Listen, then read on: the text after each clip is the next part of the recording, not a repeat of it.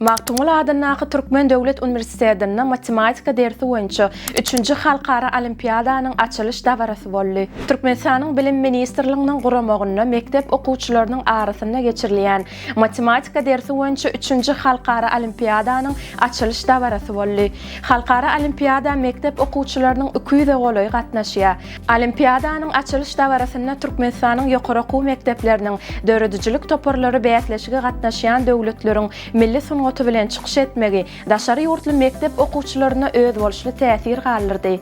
Dawara gatnaşyjylar Magtungul adynnaky Türkmen Döwlet Uniwersitetiniň eýwanyna guralan ýurdumyzyň durmuş ykdysady ösüşlerini, şol sanyna bilim ulgamyna yetilen sepkitler öz içine alýan serge hemde uniwersitetiň taryhy Magtungul muzeýlerine aýlanyp gördüler.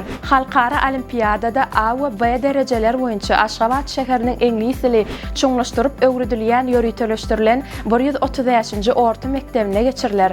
Sizi dünýäniň hemde ýurdumyzyň täzelikleri gyzyklandyrýarmy? Onu Türkmen portaly bilen galyň. Bize agza bolmakly hem unutmaň.